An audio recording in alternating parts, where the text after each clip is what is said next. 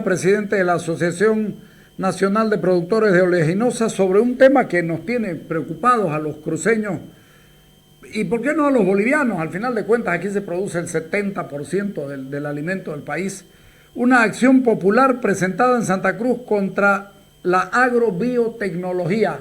Eso sería grave. Marcelo, buenas tardes, buenas noches. Buenas noches, Carlitos, ¿cómo te va? Sí, muy preocupados porque la verdad que es un ataque directo a, como decías vos, al modelo productivo cruceño que tanto éxito tiene durante mucho tiempo, ¿no? Sí, Venimos alimentando al país y la verdad que en principio decimos no entendemos el ataque, pero vos, yo y toda la gente pensante sabe cuál es el ataque, así que creo que en este programa lo podemos dilucidar. sí, el ataque, comencemos por ahí. El ataque sin ninguna duda viene por varias organizaciones no gubernamentales que están viviendo de los pobres desde hace años y que van cambiando nombres. Las organizaciones comienzan y terminan, van cambiando nombres, pero siguen siendo exactamente las mismas y les dan plata para que protesten y reclamen contra esto, cuando en el mundo entero se comen productos modificados genéticamente, donde en el mundo entero se está produciendo y resulta que nos quieren prohibir a nosotros que produzcamos eso como para que no podamos ni siquiera competir, porque no podrías competir con un producto modificado, ¿no es cierto? No, imposible la competencia, Carlos. O sea, creo que vos haces una muy buena lectura de todo. Este ataque al modelo productivo cruceño, al sistema productivo que todos tenemos derecho nosotros de usar, va directamente a bloquear o a coartar la libertad de desarrollo de un pueblo. Estas ONGs, estas benditas ONGs, yo digo, pero a veces me tengo que frenar, disculpa Carlos, pero ¿Se entiende? no, yo soy tarijeño y me gusta lanzar todo de golpe y a veces tengo un ancla aquí para evitar hablar demasiado. Estas ONGs, que como bien dices, viven de la pobreza. Mientras más pobres haya, más financiamiento van a tener. ¿Qué pasa si se acaban los pobres? Se acaban las ONGs. Entonces, En algunos casos hay ONGs que sirven. Hay ONGs que son realmente, hay ONGs que hay que sacarse el sombrero. Hablemos de las que nos interesan ahorita a nosotros. De acuerdo. No la vamos a nombrar, pero en este caso se acaban los pobres, se acaban las ONGs. Y eso no le conviene a estos tipos. Entonces, querer a través de estas ONGs, con intereses realmente, uno diría intereses ocultos, pero no son intereses ocultos, es su subsistencia. Su subsistencia, viven de eso. Entonces se entiende entre comillas lo que están haciendo, pero ir en contra del desarrollo de un pueblo, y como lo decías vos, no solamente del pueblo cruceño. Yo soy uno de los mejores cruceños nacido en Tarija. Yo soy uno de los mejores cruceños en Tarija. Yo estoy más de 23 años en Santa Cruz. Le debo todo a Santa Cruz. Doy todo por Santa Cruz. Y doy todo por Bolivia. Entonces, tratar de coartar el derecho de desarrollarnos, el derecho de generar riqueza, el derecho de generar salud, porque todo lo que signifique generación de riqueza, generación de divisas, va a favor del desarrollo del pueblo en su conjunto. Sí. Entonces, querer coartar algo así es una barbaridad, es ilógico, ¿no? Te pido explicarle a la gente qué es la agrobiotecnología, para que la gente entienda, porque claro, te lo presentan como... Yo siempre digo que uno no ve gente con tres orejas, con cuatro ojos en las calles de estos países donde teóricamente ya tendrían que estar en esa condición. Yo digo, mira, los únicos cornudos que uno conoce ni siquiera se le ven las astas. ¿Ah? ¿No es cierto? O sea, no existe la estigmatización del alimento como tal, no existe. Y más bien es provechoso. Producís más, te cuesta menos plata y hay más trabajo para un montón de gente. Correcto. A ver, explicando un poquito lo que es la agrobiotecnología. Como su nombre lo indica, es la biotecnología aplicada al agro.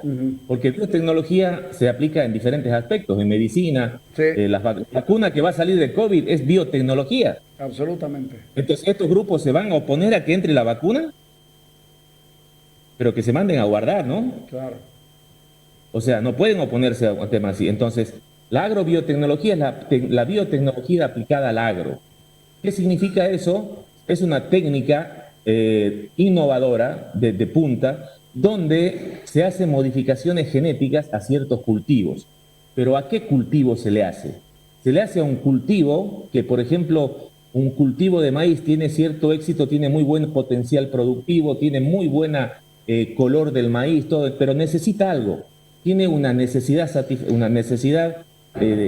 algo le pasa, que se lo come el gusano. Se lo come el gusano. Entonces, esa se llama una cualidad deseada en ese cultivo. O sea, es un maíz como el que estamos sembrando ahora en Santa Cruz, como el que están sembrando en el Chaco, como están sembrando en el Chaco chuquisaqueño. Es el maíz amarillo duro, que el que se usa, que son más de 400.000 hectáreas que se hace, que tiene una cualidad deseada, que no se lo coma el gusano cogollero. Entonces, ¿qué se hace? La ciencia ha determinado que existen genes en otros elementos de la naturaleza donde se le incorpora a ese maíz que tiene 30.000 genes, porque un maíz tiene aproximadamente 30.000 genes, la estructura genética de una planta de maíz tiene 30.000 genes, se le incorpora un gen. Un gen, que le da la cualidad deseada. ¿Cuál es la cualidad deseada? Que no se lo haga, iba a decir que no se lo haga mierda, pero sí, no lo digo. No se lo coma el maíz. Claro. ¿Me entiendes? No se lo coma el maíz. Los otros 30.000 genes, Carlos, están inalterados. Entonces, 30.000 genes y uno le da la cualidad que no se lo come el gusano. Entonces, hablar de que una planta biotecnológica hace mal, o un cultivo hace mal, es ilógico, porque es el mismo producto. Es el mismo maíz, solamente que tiene la cualidad de que no se lo come el bendito gusano. Entonces, es el mismo producto. ¿Cuántos países de Sudamérica están produciendo eso? O de América, desde Canadá para abajo. Desde Canadá para abajo. Salvo México, que ya está usando biotecnología en algunos lugares, en algunos ciertos lugares, todos los países. Bueno, Perú está también con un tema de biotecnología, pero sí, es otro cantar, no tiene grandes superficies para hacerlo. Entonces, todos los países que nos rodean, hablemos países que hacen agricultura extensiva, Brasil, Paraguay, Uruguay, Argentina, los que están todos a la vuelta. No hablemos comunidad andina porque no hacen agricultura extensiva. Ya. Por eso me da risa cuando dicen en Suiza van a prohibir el uso de glifosato. Bueno, ¿qué me importa? Es igual que en Egipto prohíban las canchas de, no sé, de nieve. ¿Me entiendes? O sea, no hay. No hay. O sea, hay que hablar con propiedad y no desinformar a la gente. ¿Cuánto Entonces, estamos produciendo? De la región. ¿Cuánto producimos nosotros por hectárea de maíz? ¿Y cuánto produce Argentina y cuánto produce Estados Unidos?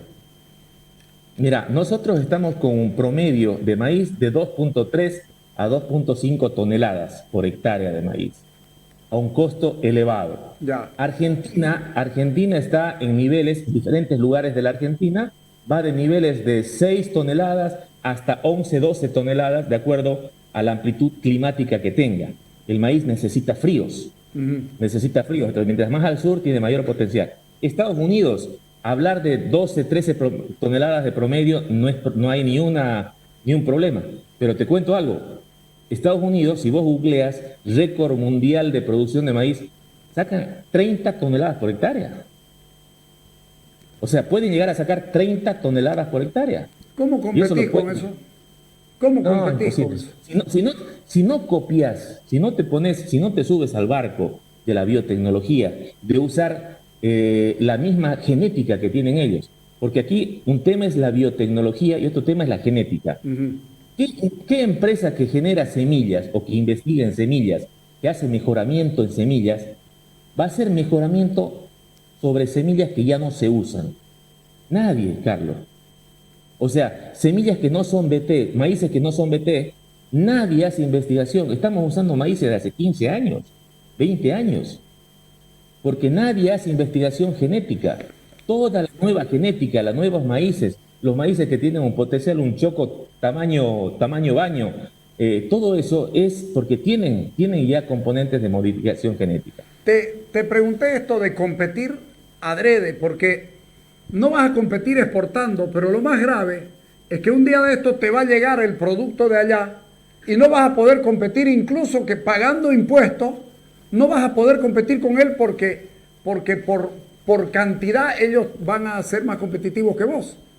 A ver, te voy a hacer una siguiente aclaración rapidita. Sí, El producto estrella del agro es la soya, Sí. es lo que mantiene el campo. sí. El productor consciente hace maíz, hace cultivos de rotación. ¿Por qué? Porque la soya es de hoja ancha y el maíz es de hoja delgada. Ya. Entonces, ¿qué pasa? Pues cortas los ciclos de maleza y es bueno generar cobertura con maíz, con sorgo, con trigo.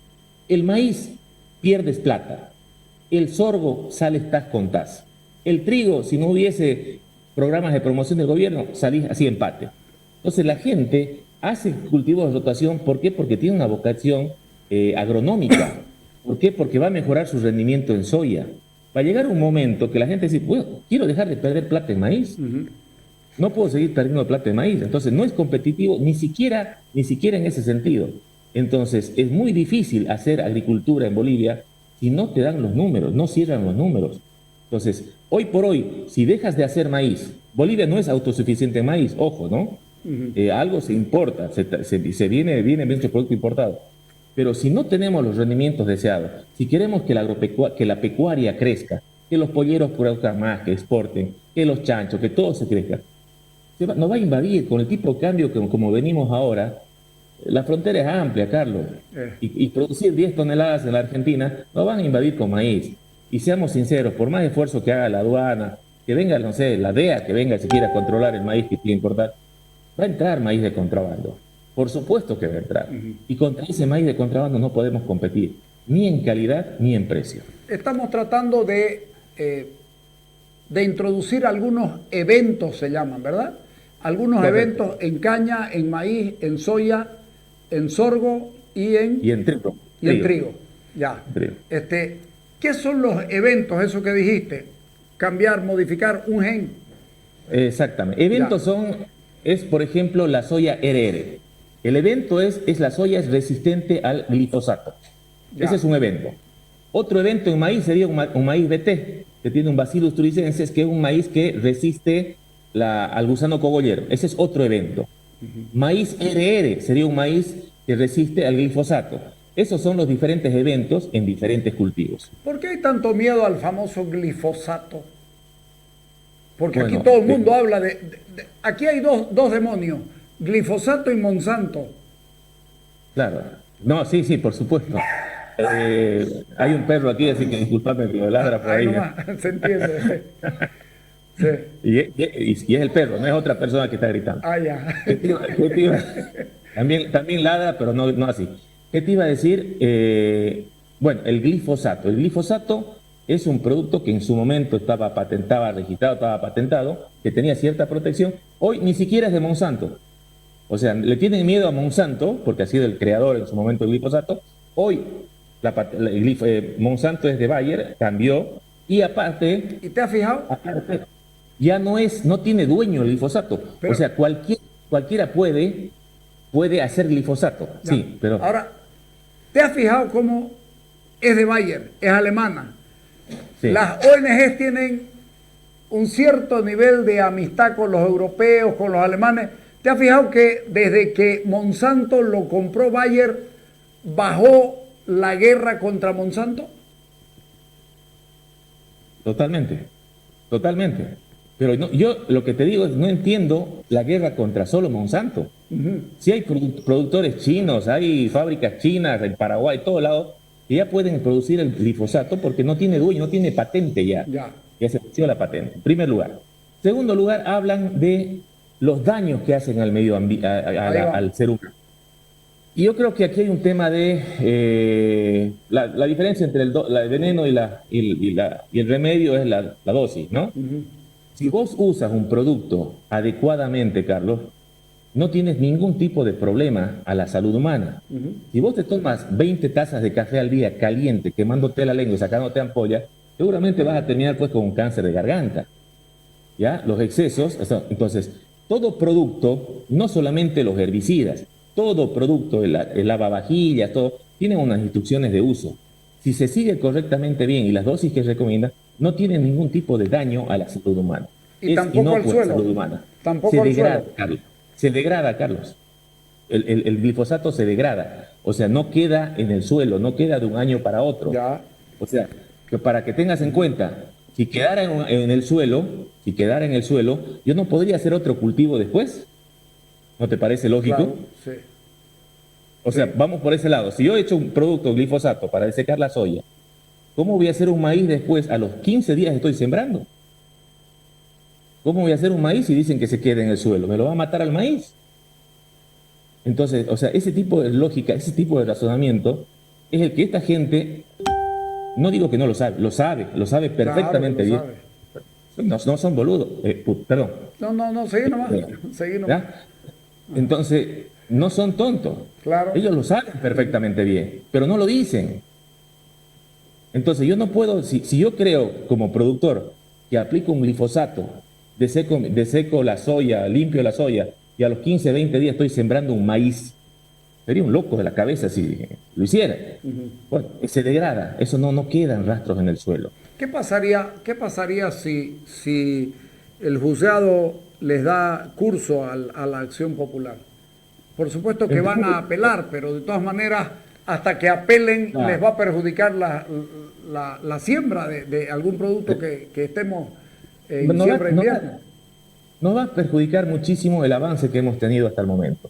El decreto que están tratando de anular ellos es un decreto que autoriza al Comité de Bioseguridad evaluar.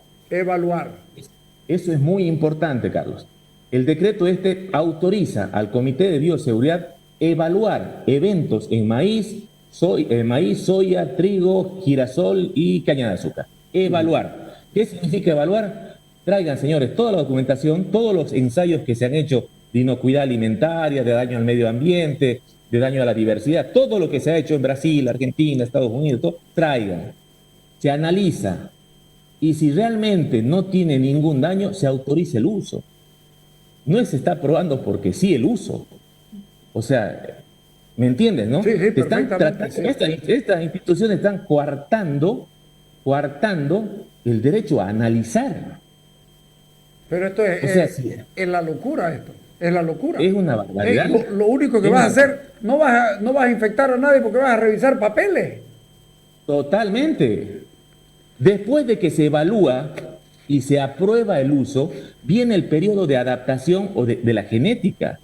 Tenemos nosotros como productores que ser responsables de no traer basura a Bolivia. Y por ejemplo, si se aprobara algo en soya o algo en maíz, tenemos que traer la mejor genética de otros países, probarla aquí en parcelas chicas y ver si realmente funcionan con nuestro clima. Porque no podemos darle al productor cualquier cosa. No, pero aparte... Entonces, el periodo que hay para utilizar comercialmente un producto con biotecnología va a tardar 1 año y medio, 2 años. Pero aparte, lo que están haciendo, yo digo, hagamos de cuenta que pensés que si lo usás te puede dañar en 2 años, vos no vas a joder tu tierra por el resto para que te dé bien 2 años. Vos sos agricultor, y el que es agricultor quiere que sus hijos vivan de esto y sus nietos vivan de esto, de ser posible. Correcto, nosotros somos agricultores y sabemos que el suelo es el activo, es el bien más preciado que tenemos. Si no cuidamos nosotros el suelo, pues nos dediquemos a otra cosa, ¿no? O sea, hacer ciudades, hacer otra cosa. Pero tenemos claramente que el suelo es lo más importante que tenemos. Entonces somos conscientes de eso y tenemos que cuidarlo. Yo ahí el año pasado hablaba del falso concepto de la madre tierra. A ver. ¿Y cuál es el concepto de la madre tierra para mí? ¿Qué significa? ¿Por qué se le dice ahí la relación a la madre tierra? Porque tiene que ser una tierra fértil que nos dé frutos para alimentarnos, ¿o no? Bueno, el concepto bueno de madre tierra, de cuidar a la madre tierra, es esa, hacerla cada vez más fértil, más productiva. Entonces, ¿cómo la hago más productiva? Con biotecnología, con agricultura de precisión, con agricultura sustentable, cuidándola, mimándola. Es mi madre, es la que me va a dar frutos ahora, mañana, a mis hijos, a mis nietos, a mis bisnietos. ¿Por qué dicen que la siembra directa termina perjudicando también? A ver, hay 2 tipos de siembra. Convencional, que es arando el suelo, lo que proponen esta gente, que es con tractores, lo que se hacía antes, ¿no? Sí. Arados, que eso con los vientos erosiona el suelo, hace que toda la materia orgánica se vaya con los vientos. Ese es un sistema productivo que cada vez nos llevaba a producir menos. Ya. echar más producto químico, echar más fertilizante y producir menos. Versus la siembra directa, que es no tocar la superficie del suelo y trabajar con productos. ¿Qué haces de esa forma? Vos toda la materia orgánica de las malezas, de las plantas, la incorporas al suelo. Entonces, ¿qué pasa? Cuando vos generas una cobertura, porque todo ese pasto, esa maleza que queda seca, te protege el suelo de la erosión. Aprovechas mucho mejor el agua. Te aseguro que un campo de siembra convencional, al lado del cambio de siembra directa, después de 10 días de la lluvia, vos vas a acabar, el de siembra convencional está totalmente seco como un desierto, y el de lado, vos sacas la maleza de arriba y tenés humedad. Entonces, la siembra directa te cuida mucho más el suelo, es mucho menos agresiva para el suelo. Y todo lo que va quedando de cobertura, año a año, se va generando materia orgánica y se hace, por supuesto, más fértil. Y te aseguro que un suelo que trabaja con siembra directa, con una muy buena rotación, puede generar año a año mejores niveles de fertilidad. O sea, pero está probadísimo. Nosotros tenemos cada día mayores rendimientos en soya, en maíz. ¿Por qué? Porque estamos mejorando el suelo. El concepto que antes decían, se cultiva y se echa a perder el suelo, no, se puede mejorar. Me quedo con esto que estás diciendo porque el objetivo es mejorar la producción en la misma cantidad de tierra, en vez de, porque también otra de las cosas que has escuchado decir es, van a expandir la frontera agrícola, se van a entrar a las tierras de los indígenas, se van a entrar a las reservaciones, y ¿dónde está el negocio de abrirse cuando en una hectárea podés producir, estás con 2.5, podés producir 6, en la misma hectárea no vas a ir a tumbar más monte, vas a producir... A ver, vos me vas a contestar eso. Vos tienes 10 hectáreas y produciendo como se está produciendo sin biotecnología, estás perdiendo plata en las 10. ¿Vas a ir a aumentar 10 más? No puede. ¿Quieres perder en 20? Está claro. No puede. Clarísimo, o sea, más claro agua, ¿no? Ahora, ¿qué pasa? Nosotros con el tema de biotecnología, el tema de siembra sustentable, tratamos de producir más por hectárea, la productividad, más por hectárea. Y está clarísimo lo que estamos diciendo. Bolivia tiene una vocación agropecuaria de casi 12 millones de hectáreas. Eso significa menos del 11% de la superficie total. Ya. Eso es lo que se ha hecho en el análisis del PLUS, que lo ha hecho la cooperación alemana hace mucho tiempo atrás. ¿Ya? Se determinó que en 12 millones de hectáreas se puede hacer agropecuario, menos del 10%. ¿Cuánto usa Brasil, Argentina, Paraguay, Uruguay de su superficie? Entre un 9.5 y un 11%. Están por ahí, están por ahí. ¿Cuánto usan los que nos mandan las ONGs? Dale un número. No tengo idea. Bueno, de entre el 25 y el 45%. Francia, casi el 40% de su área en agropecuaria y mal hecha. Entonces, te mandan las ONGs, ellos han deforestado o han avanzado 45% de su área y te quieren impedir que vos seas sustentable en lo poco que tienes. Y nosotros como productores también, un temita más, somos conscientes de que la agricultura tiene que hacerse en condiciones óptimas. Estos que hablan de que la chiquitanía está siendo deforestada para hacer, es lo peor que pueden decir. La chiquitanía es un bosque, el bosque seco chiquitano, es un bosque que nosotros tenemos que cuidar como oro, es el único en el mundo. Es un bosque que por sus características no da para agropecuaria, no es apto para agropecuaria. Necesitamos esos bosques como pulmones, necesitamos esos bosques para generar lluvias. O sea, es un bosque seco chiquitano, pero qué casualidad, produce lluvias. Entonces, ¿cómo vamos a tratar de avanzar o querer que se queme un bosque seco chiquitano? Y es lo primero que queremos defender. Los pueblos indígenas, las áreas protegidas, son áreas que tienen que protegerse. Bolivia tiene más del 40-45% de su área de bosques. Entonces, no estamos hablando de avanzar en la frontera agrícola. Seamos primero eficientes en lo que tenemos y después veremos qué hacemos. Nuestras tierras dan todavía. Nuestras tierras dan como para sacarle una productividad, por lo menos doblar o triplicar, usando bien como se debe y usando los mecanismos que tengas a tu alcance. Nuestras tierras son muy ricas. Nuestras tierras del este, las tierras bajas del este, son unas tierras comparables a la mejor zona de Paraguay. Son pocas tierras en el mundo que tienen esa fertilidad. Nos falta a veces el agua, ¿entienden? Porque no llueve como llueve en la pampa húmeda argentina. Pero, ¿qué es lo que pasa? Eso se puede cambiar atrayendo genética de semillas que sean más resistentes a la sequía, que sean más tolerables a las plagas, porque también tenemos muchas más plagas que en otros lugares. Pero nuestras tierras dan muchísimo, pueden dar muchísimo más productividad. Podemos producir muchísimo más por la misma superficie que tenemos. Pero primero, antes de pensar en ampliar la frontera, seamos productivos en lo que tenemos. Mira, lo que estás diciendo es muy claro. Vamos a estar atentos a todo esto porque además es el modelo nuestro, es el modelo nuestro. Sin esto, sin campo que trabaje, sin agricultores, sin ganaderos, los cruceños estuviéramos en problemas grandes. No se trata de esperar que salga más gas. Aquí se trata de producir. Aquí hay una lógica productiva, no una lógica de esperar que la tierra, horadarla y que salga. Frente a eso, el camino que nos queda es seguir produciendo. Ustedes están dispuestos, pero hay ruedas, hay palos en la rueda. ¿Qué va a pasar si se le ocurre al juzgador darles la razón? Yo creo que puede venir una catástrofe agropecuaria, social, económica en Bolivia, porque no es la finalidad de ellos solamente prohibir el artículo que permite la evaluación. O sea, estos van más allá. Lo que están haciendo, lo que han hecho en México, lo que están haciendo en Francia, ellos van a prohibir la biotecnología en general. Y si no es rentable la soya, no es rentable el maíz, el agricultor va a dejar de producir. Va a dejar de producir y bueno, señores, polleros, chancheros comienzan a importar alimentos y a subirse los precios. O sea, esto puede ser una catástrofe tremenda. Puede haber una crisis económica y una quiebra del sector. Y una quiebra del sector, Carlos, significa una quiebra de Bolivia. El sector, el modelo productivo cruceño es un ejemplo a seguir. Tenemos ahí el Beni, que yo, por ejemplo, no hago ya la diferenciación. Yo, al ser tarijeño, imagínate, no hago diferenciación de departamentos. El Beni es una zona que puede crecer muchísimo. Está despertando. Sí. Está despertando, tiene condiciones, tiene ríos navegables, tiene todo. Entonces tiene derecho a crecer, tiene derecho a desarrollarse. No puede vivir rezagado como vive.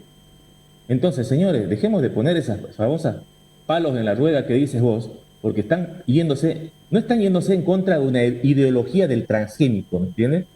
Están yéndose a coartar el derecho de desarrollarse de un pueblo, y eso es gravísimo, gravísimo. No me están bloqueando a mí con la ideología, no haga come transgénico, come sano, come todo. No, están yendo al contra del desarrollo de Bolivia.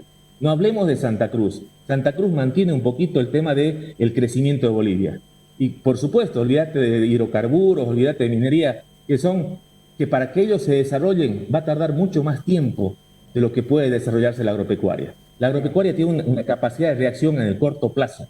Con buenas políticas que nos permitan trabajar con las mejores tecnologías, el sector agroproductivo tiene muchísima más capacidad de reacción. Si queremos nosotros la tremenda caída que va a haber este año hay una deflación del 5%. Si queremos salir de esto, es apostar por la agropecuaria. Pero cuando hay tipos que están al costado metiéndote palos a la rueda para frenar el crecimiento, cruceños, bolivianos, ya despertemos.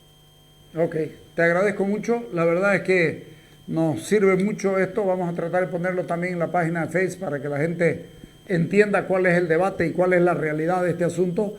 Y cualquier cosa te estoy llamando de nuevo, ¿sí? Me llama cualquier cosa y estoy firme. Ok, listo. Te agradezco mucho. Chao, Carlito. Ya, chao. Gracias. Pues para mí es claro, por supuesto que me abre mucho más la cabeza y las posibilidades del debate y de la conversación, pero para mí es claro, hay un modelo de desarrollo productivo, cruceño, que le da de comer al 70% de la comida que sale en el país es de acá, 77 dicen algunos. No podemos darnos el lujo de quedarnos así. Ojalá los juzgadores entiendan de que es simplemente revisar papeles para ver cuál se adapta y a cuál dan permiso, pero además que no le corresponde a ese juzgado, no le corresponde fijarse cuál de los eventos o cuál de las experiencias va a ser aplicable. Están simplemente por la ¿Le doy lado o no le doy lado al estudio? Me parece completamente irracional y creo que tremendamente, terriblemente peligroso dejarnos a los cruceños y de paso a los venianos, que también van a ser perjudicados, dejarnos sin la posibilidad de lograr el desarrollo y de, carajo, ser autosustentable. Oscar Unzaga de la Vega, para terminar esta parte, Oscar Unzaga de la Vega decía en el año 1937, cuando se fundó Falange Socialista Boliviana, 37 si no me equivoco, decía: la tierra ubérrima está esperando el arado que haga saltar la espiga con la que amasaremos nuestro pan, que no puede venir de tierras extranjeras porque es el pan nuestro de cada día. Si lo entendieron, me parece que vamos a ir para adelante. Nos vamos al corte, dale.